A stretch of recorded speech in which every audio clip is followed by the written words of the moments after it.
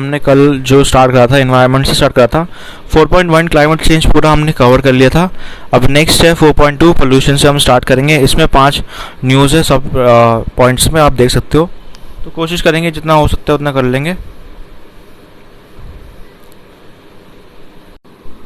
Start करते हैं pollution से। तो पहली न्यूज़ है commission for air quality management CAQM।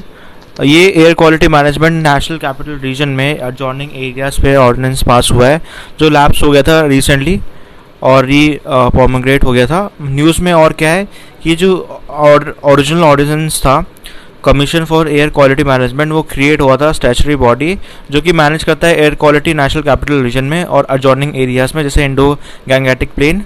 Second point है CAQM रिप्लेस करता है सुप्रीम कोर्ट की empowered environment pollution prevention and control authority को, EPCA को। थर्ड है कि CAQM एंजॉय करता है जुडिशन पंजाब, हरियाणा, उत्तर प्रदेश, राजस्थान और स्टेट इम्पैक्ट करता है Delhi NCR air quality. Next point है प्रोमोगेट करता है ऑर्डिनेंस को और एक्सपेक्ट करता है कि CAQM एडिशनल रिप्रेजेंटेशन दे स्टेक होल्डर्स को, जो कि आए agriculture, industry, transport, construction sector से। नेक्स्ट पॉइंट है हेफ्टी पेनल प्रोविजन है, इन टर्म्स ऑफ जेल हो सकती है अगर जो प्रोविजन को नहीं मानेगा, अप टू 5 years, और या फाइन होगा जो इम्पोज होगा इंडस्ट्री, पावर प्लांट्स या पोल्यूटर्स एक्सेप्ट जो फार्मर्स हैं जो कॉज कर रहे हैं पोल्यूशन बाय स्टबल बर्निंग, क्योंकि वो ज़्यादा कमाते नहीं, इसलिए आई थिंक ये रीज़न होगा। नेक्स्ट जो पॉइंट है न्यूज़ है वो है new emission norms for coal fired power plants. तो ministry of environment, forest and climate change ने पुश करा है डेडलाइन थर्मल पावर प्लांट्स की अप टू 3 years, जो कि कंप्लाई करे एमिशन नॉर्म्स कंट्री में। तो यहाँ पे आप देखो बैकग्राउंड हम समझ लेते हैं। 2015 में MOE FCC ने नोटिफाई करा था कि एनवायरमेंटल नॉर्म्स जो पर्टिकुलर मैटर के थे, सल्फर ऑक्साइड्स का था, नाइट्रोजन ऑक्साइड्स का था, मर्क्यूरी का था, या water use for coal based TPP। Initially India ने सेटअप करा था 2017 की डेडलाइन थर्मल पावर प्लांट्स की, तो ताकि वो इंस्टॉल करे फ्यू गैस डीसल्फराइजेशन यूनिट्स जो कट करते हैं एमिशन सल्फर डाइऑक्साइड के लिए। ये पोस्टपोन्ड हो गया था और ये वैरी करता है डेडलाइन को डिफरेंट रीजन में, और ये एंड करता है 2022 में। डेडलाइन जो पुश थी दिसंबर 2022 में, वो सारी पावर सेक्टर्स की थी अक्रॉस द कंट्री, और ये इम्प्लीमेंटेशन इसी चीज़ पे था और इसके सारे इश्यूज भी चैलेंजेस पे थे। की हाईलाइट क्या है नया गाइडलाइंस का? पहला है टास्क फोर्स क्रिएट करा जाएगा। टास्क फोर्स कॉन्स्टिट्यूट करेगी CBCB central pollution control board, जो कि कैटेगराइज करेगी थर्मल पावर प्लांट्स को 3 कैटेगरी में ऑन द बेसिस उनके क्या लोकेशन है, और उनको ये मैंडेट करेगी कि आपको एमिशन नॉर्म्स के साथ कंप्लाई करना पड़ेगा डिफरेंट टाइम लिमिट के हिसाब से। तो आप देख सकते हो यहाँ पे 3 क्राइटेरिया है। एक तो पावर का है, इंडस्ट्री का है, बिल्डिंग्स का है, ट्रांसपोर्ट का है, एग्रीकल्चर का है, और अदर एनर्जी सेक्टर में है SO2, NOx और PM 2.5। और ये एमिशन जो है वो आपका 8000 तक है जो जा रहा है। ये बस स्टार्ट था एक।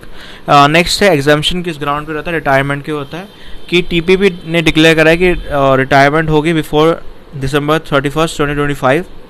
रिक्वायर्ड नहीं है कि वो मीट करे स्पेसिफिक नॉर्म्स इन केस कुछ प्लांट्स जो सबमिट करते हैं अंडरटेकिंग CBCB को या CEA सेंट्रल एनर्जी अथॉरिटी, जो एग्जाम्पशन आती है the ground of retirement. Penalty provision है, अगर कोई नॉन कंप्लाइंस होता है तो पेनल्टी होगी 0.20 रुपीज़ की पर यूनिट, और ये लेवाइड होगी इलेक्ट्रिसिटी जनरेटर जो की होता है, और कंटिन्यू करेगी ऑपरेशन बियॉन्ड द डेडलाइन। इसके अलावा कैटेगरी और डेडलाइन की बात करें तो category A TPP with in 10 kilometres रहती है NCR की, और सिटीज़ इसमें पॉपुलेशन 10 से ज़्यादा लाख की है।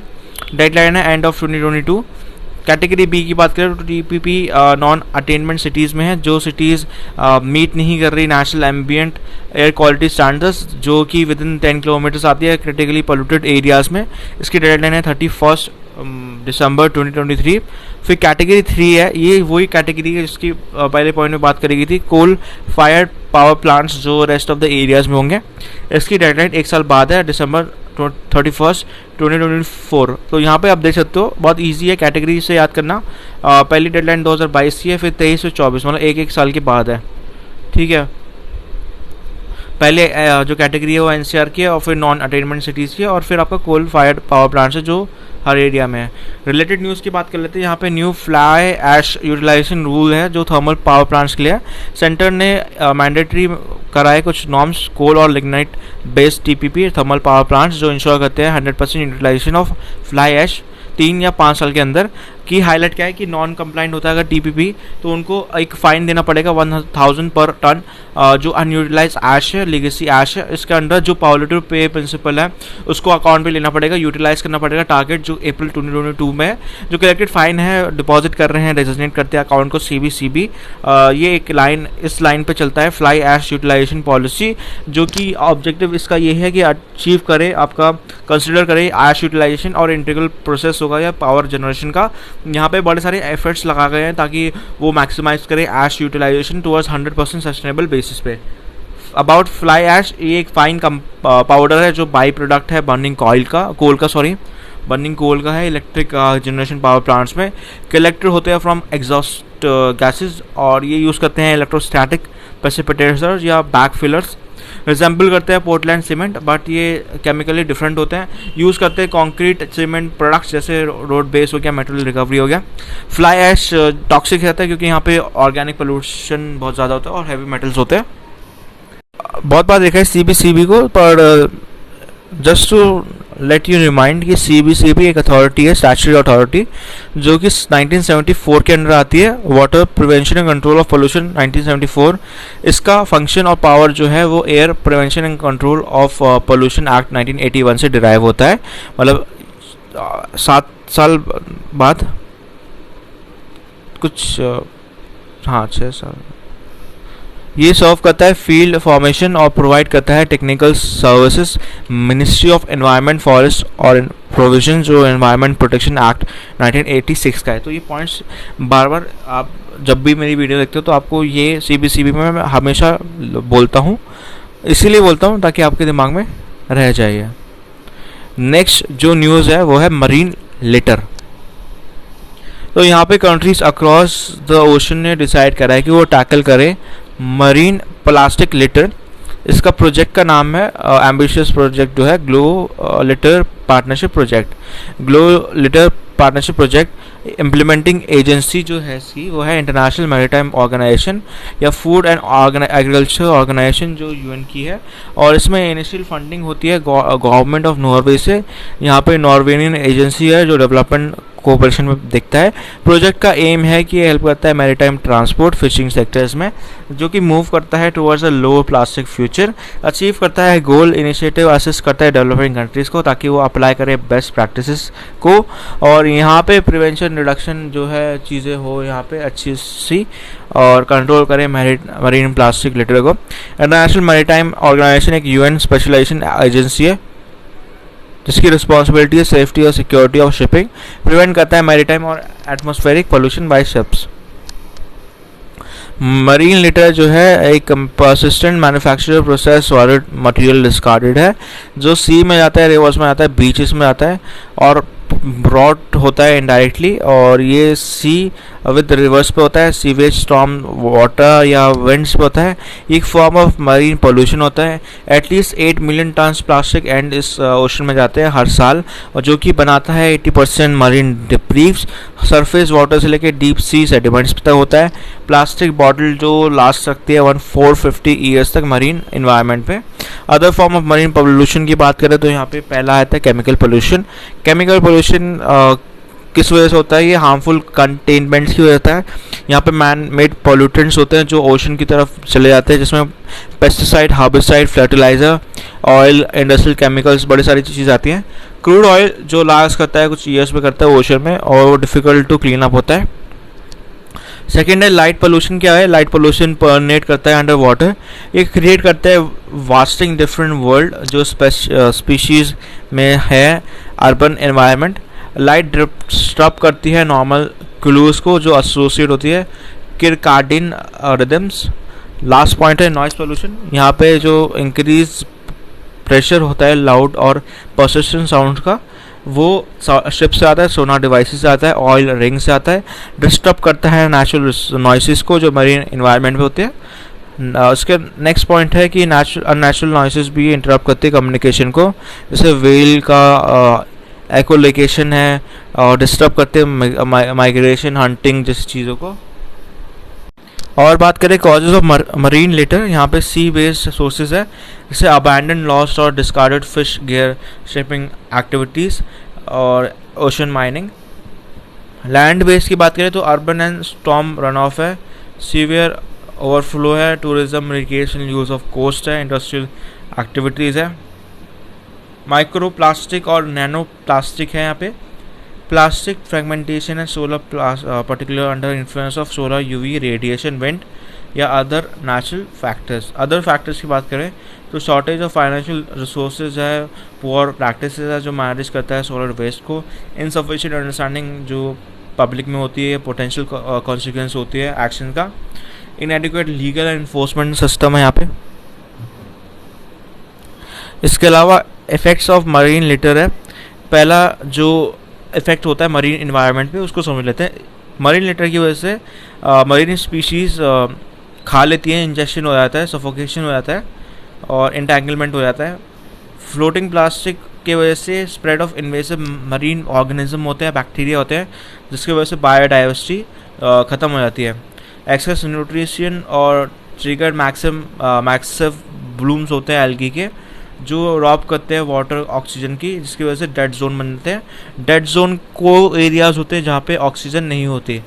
यहाँ पे 500 डेड जोन्स है around the world. Plastic litre की वजह से कॉन्सेंट्रेशन होता है कुछ एरियाज में, जिसको बोलते हैं गायर्स। गायर्स एक रिजल्ट होते हैं ओशन करंट्स की वजह से, नॉर्थ पैसिफिक गायर्स जिसको बोलते हैं। प्रोनाउंसिएशन शायद गलत होता है, गायर से गायरी ऐसे कुछ है इसका। ग्रेट पैसिफिक गार्बेज पैच होता है यहाँ पे, जिसको आप देखो। ग्रेट पैसिफिक गार्बेज पैच जैसे ओशन करंट क्या करता है, उस गार्बेज को ले जाता है वो। ओशन करंट आपने पढ़ा ही होगा। यहाँ पे आप देखो तो ओशन करंट जैसे ये आपका पैसिफिक है, नॉर्थ पैसिफिक हो गया। अगर आप यहाँ पे जाओ पूरा ईस्ट में तो कुरोशो ये जापान के पास है, वेस्टर्न गार्बेज पैच है, और यहाँ पे ईस्टर्न गार्बेज पैच है, या नॉर्थ पैसिफिक सब ट्रॉपिकल हाई है, कैलिफोर्निया यहाँ पे यूएसए है। तो इस वजह से ये हो जाता है, ठीक है। अगर बात करें यहाँ पे फूड और हेल्थ में क्या होता है, फिश या जितने भी मरीन लाइफ इंजेस्ट है, माइक्रो प्लास्टिक है, वो क्या करते हैं, वो फाइंड करते हैं एक वे जो ह्यूमन फूड चेन में आते हैं। कैसे, मान लो आप ये क्या कहते हैं, अगर फिश ने या मरीन लाइफ ने खा लिया माइक्रो प्लास्टिक, तो आप फिर फिश को खाओगे, ठीक है। तो फिश एक तरह से आपकी चेन में आ जाएगा। इसको बोलते हैं बायो मैग्निफिकेशन, ये एक चेन में आता है। और बायो एक्यूमुलेशन, बायो एक्यूमुलेशन से पहले समझ लेते हैं। बायो एक्यूमुलेशन एक एक्यूमुलेशन होता है जो over a period of time होता है सब्सटेंस को, स्पेसिफिकली कंटेनमेंट होता है लिविंग ऑर्गेनिज्म पे। Bio magnification on the other hand एक प्रोसेस होता है जहाँ पे कंपोनेंट जो कंपाउंड होता है, जैसे पॉल्यूटेंट है, वो बढ़ता रहता है और इसका कॉन्सेंट्रेशन बढ़ता रहता है और वो फूड चेन पे भी इम्पैक्ट करता है। मान लो पहले तो आपने प्लास्टिक फेंक दिया, फिर फिश ने खाया, फिश को किसी बड़ी फिश ने खाया, और फिर इवेंचुअली एक इंसान ने खाया, तो ये बढ़ता रहेगा जो टॉक्सिसिटी है। नेक्स्ट पॉइंट है इकोनॉमिक लॉस बहुत होता है। कोस्टल कम्युनिटीज़ बहुत ज़्यादा फेस कर रही है इंक्रीज एक्सपेंडिचर बीच क्लीनिंग पे, पब्लिक हेल्थ पे या वेस्ट डिस्पोजेबल पे। प्लास्टिक स्ट्रन बीचेस और गार्बेज फिल्ड वाटर्स, सी डिवॉइड, मरीन लाइफ जो है बेकार हो जाती है यहाँ पे, वो अफेक्ट करती है टूरिज़्म को, तो ये दिक्कत की बात है। शिपिंग इंडस्ट्री भी इम्पैक्ट होती है क्योंकि हायर कॉस्ट एसोसिएट होता है फाउल्ड प्लेयर से, जो रिमूव करते हैं लेटर और मैनेज करते हैं वेस्ट हार्बर उस पर। फिशिंग इंडस्ट्री भी कम होती है, फिशिंग इंडस्ट्री भी बहुत फेस करती है रिडक्शन, और यहाँ पे डैमेज होते हैं नेट्स और फिशिंग गियर्स जो इफेक्ट करते हैं कोस्टल एक्वा कल्चर को। इनिशिएटिव क्या है जो रिड्यूस करते हैं मरीन लिटर को? पहला है लंदन कन्वेंशन प्रोटोकॉल 1972 का convention on prevention of marine pollution by dumping waste या अदर मैटर। ये one of the world first global convention जो प्रोटेक्ट करता है marine environment from human activities. यहाँ पे लंदन प्रोटोकॉल है जो कन्वेंशन एंटर्ड हुआ था 2006 में, रेगुलेट करता है dumping of waste from ships और परमिट देता है उन टाइप ऑफ एक्टिविटीज़ को जो नॉन हार्मफुल वेस्ट होते हैं। ठीक है, मारपोल की बात कर लेते हैं। इसका फुल फॉर्म हम देख लेते हैं। IMO international convention for the prevention of pollution from ships. MARPOL ये एक रेगुलेशन लाता है prevention of pollution by garbage, जो प्रोहिबिट करते हैं डिस्चार्ज ऑफ प्लास्टिक, जिसमें फिशिंग गियर भी आते हैं, सी में जो जाते हैं फ्रॉम शिप्स। इसके अलावा ग्लोबल प्रोग्राम जो एक्शन की बात करता है for the protection of the marine environment from the land based activities, GPA. ये एक यूनिक इंटरगवर्नमेंटल मैकेनिज्म है जो काउंटर करता है issue of land based pollution. इसके अलावा GPML जो है global partnership on marine litre, GPML जो है लॉन्च हुआ था United nation conference of sustainable development Rio+20 12 में जो है।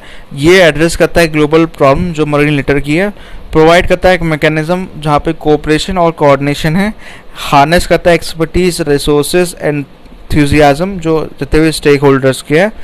एक सिग्निफिकेंट कंट्रीब्यूशन जाता है अचीवमेंट ऑफ 2030 एजेंडा, जो कि पर्टिकुलरली बात करें तो SDG 14.1 गोल है। बाय 2025 ये गोल का एम बता रहा है 2025 prevent and significant reduction in marine pollution, या कोई से भी काइंड ऑफ पोल्यूशन जो लैंड बेस्ड हो, मरीन डिप्रीव्स हो या न्यूट्रिशन पोल्यूशन हो। इसके अलावा इंडिया और जर्मनी ने एक साइन करा एग्रीमेंट जिसका नाम है cities combating plastic entering the marine environment. ये प्रोजेक्ट एम करता है इन्हांस करता है प्रैक्टिसेस जो प्रिवेंट करती है प्लास्टिक एंटरिंग मरीन एनवायरनमेंट, जो कि देखा जाएगा Kanpur, Kochi, Port Blair for a period of 3.5 years। ये लाइन है स्वच्छ भारत मिशन अर्बन जो फोकस करता है sustainable solid waste management PM vision, जो कि फेज आउट करता है सिंगल यूज प्लास्टिक बाय 2022। यहाँ पे नेक्स्ट जो न्यूज़ है वो है second world ocean assessment report. United Nation ने recently world ocean assessment report second निकाली है। जो इनिशियल रिपोर्ट है, पहली रिपोर्ट है 2015 में आई थी और अभी दूसरी रिपोर्ट आई है। रिपोर्ट के बारे में क्या है, ये रेगुलर प्रोसेस देखता है global reporting assessment of state marine environment का, जो ग्लोबल मैकेनिज्म पे होते हैं, इस्टेब्लिश होते हैं 2002 में world summit on sustainable development bye United nation general assembly. First world ocean assessment complete हुआ था 2015 में। यहाँ पे की फाइंडिंग की बात करें तो ड्राइवर्स जो हैं वो ग्रेटर इन्फ्लुएंस करते हैं मरीन एनवायरनमेंट और सस्टेनेबिलिटी, जिसमें बड़ी सारी चीज़ें आती है, पॉपुलेशन ग्रोथ आती है, डेमोग्राफिक चेंजेस आते हैं, इकोनॉमिक एक्टिविटीज़ आती है और बड़ी सारी चीज़ें आती हैं। 90% जो मैंग्रोव्स है, सी ग्रास है, मार्श प्लांट स्पीशीज़ है, वो भी आती है जो फेस कर रही है 30% सी बर्ड स्पीशीज़, वो भी फेस कर रही है threat of extinction.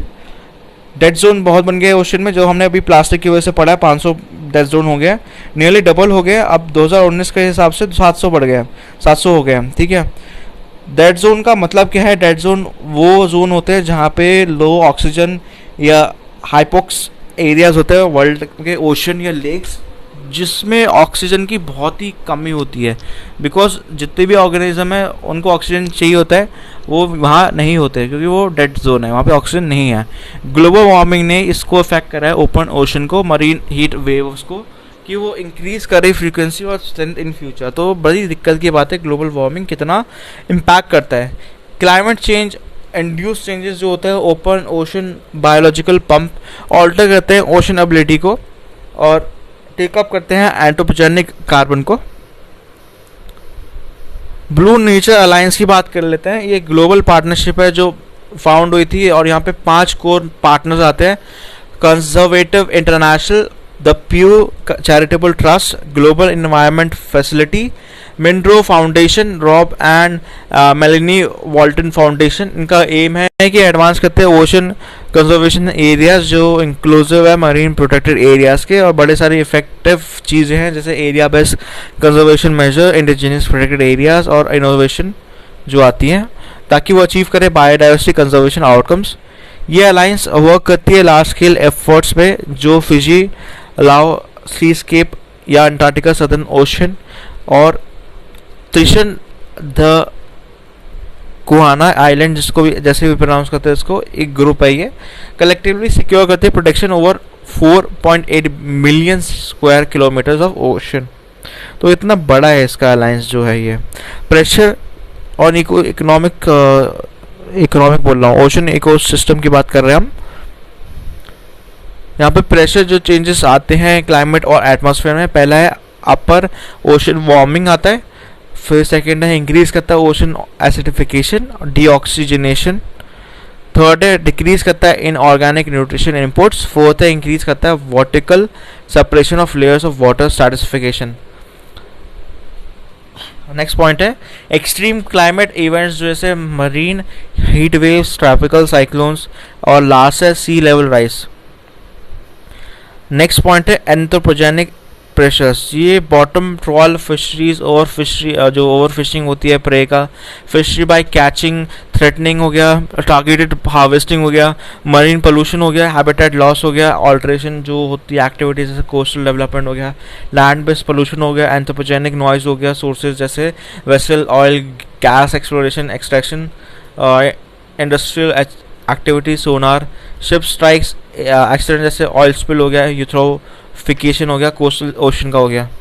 Other pressure की बात करें तो यहाँ पे इन्वेसिव स्पीशीज है, क्लाइमेट रिस्क रिजल्ट जो करता है sudden release of large amount of methane जो मरीन हाइड्रेट से होता है। अब हम लास्ट न्यूज़ की तरफ बढ़ रहे हैं इसका, उसके बाद हम एंड कर रहे हैं। Illegal sand mining, Bihar government ने बैन करा है सैंड माइनिंग जो नदी के ब्रिज के पास हो रही है। और न्यूज़ में क्या है कि ये इसलिए करा गवर्नमेंट ने बैन ताकि वो चेक करे इलीगल सैंड माइनिंग कौन कौन कर रहा है, जिसकी वजह से वाटर जो है थ्रेटन हो रहा है। ठीक है, माइनिंग अलाउड नहीं है कि वो डाइवर्ट करे फ्लो जो थ्रेटन करे फाउंडेशन ऑफ ब्रिज। ठीक है, इलीगल सैंड माइनिंग की बात कर रहे हैं। सैंड एक माइनर मिनरल है जो कि आता है mines and minerals development and regulation MMDR act 1957 के अंडर। देयरफॉर जो सैंड माइनिंग है वो रेगुलेट होती है रिस्पेक्टिव स्टेट गवर्नमेंट, मतलब हर स्टेट अपने हिसाब से देखता है। इसलिए यहाँ पे causes of illegal sand mining क्यों होती है सैंड माइनिंग, यहाँ पे सप्लाई डिमांड मिसमैच है। इंडिया का annual use of construction sand जो है ट्रिपल हो गया सिंस 2000, जिसकी वजह से सैंड प्राइसेस इंक्रीज हो गए हैं 150 to 200% 2 सालों में, जो एक आइडल बनाता है condition for sand mafia. Second है इनफेक्टिव पॉलिसीज और लैकडिस्टिकल अप्रोच है एडमिनिस्ट्रेशन का। और लास्ट है नेक्स्ट रहता है कंपनीज ब्यूरोक्रेसी और लॉ इन्फोर्समेंट एजेंसीज का। ऑब्वियसली तभी हो पा रही है सैंड, ये एक इशू है। स्टेप्स क्या लिए गए, इन्फोर्समेंट होनी चाहिए आपकी, मॉनिटरिंग होनी चाहिए, गाइडलाइंस फॉर सैंड माइनिंग 2020 जो कि रिलीज हुई थी ministry of environment forest and climate change की वजह के थ्रू। सेकेंड है प्रधानमंत्री कंजी कक्षेत्र कल्याण योजना, जो कि मैंने गवर्नमेंट न्यूज़ में भी गवर्नमेंट स्कीम्स में भी कवर करा है, आप उसको भी चेकआउट कर सकते हो।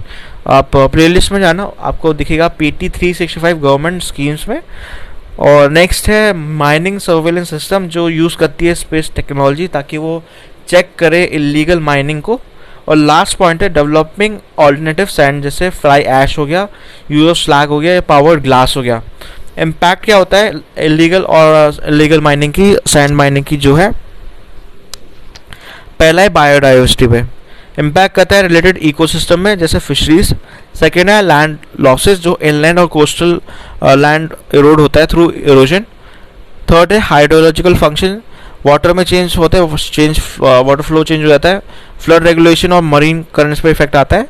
वाटर सप्लाई, वाटर जो है लोअर हो जाता है, वाटर टेबल लोअर हो जाती है। इंफ्रास्ट्रक्चर डैमेज करता है ब्रिजेस को, रिवर एम्बार्कमेंट को, कोस्टल इंफ्रास्ट्रक्चर को डैमेज करता है ब्रिजेस को, इसलिए गवर्नमेंट बिहार गवर्नमेंट ने बैन करा है। क्लाइमेट को इंडायरेक्टली हार्म करता है। ठीक है, लैंडस्केप की बात कर रहे हैं, कोस्टल इरोजन होता है, डेल्टालिक स्ट्रक्चर को चेंज करता है, पोल्यूशन करता है रिवर्स में। एक्सट्रीम इवेंट्स में डिक्लाइन होता है प्रोटेक्शन अगेंस्ट एक्सट्रीम इवेंट्स जैसे फ्लड, ड्रॉट आ गया। इसी के साथ ये ख़त्म होता है। नेक्स्ट हम बायोडाइवर्सिटी स्टार्ट करेंगे नेक्स्ट लेक्चर में। अगर आपको सोशल मीडिया में कनेक्ट होना है मेरे साथ तो आप इंस्टाग्राम पे ये यूपीएससी डाइजेस्ट विद राहुल पे आप फॉलो अप कर सकते हो, जिसका लिंक डिस्क्रिप्शन पे है। अगेन टेलीग्राम का भी लिंक डिस्क्रिप्शन पे है, आप सीधा लिंक से कनेक्ट हो जाओगे और आपको अपडेट्स आती रहेंगी।